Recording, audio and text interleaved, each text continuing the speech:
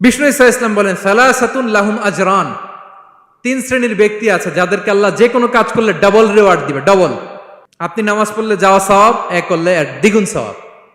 এর মধ্যে এক শ্রেণীর হচ্ছে ওয়াল আবদুল মামলুক ইদা আদ্দা হাক্কাল্লাহ ওয়া হাক্কা মাওয়ালিহ, ওই দাস যে তার আল্লাহর ইবাদত করে, আল্লাহর হকও পালন করে আর তার মনিবের হকও পালন করে।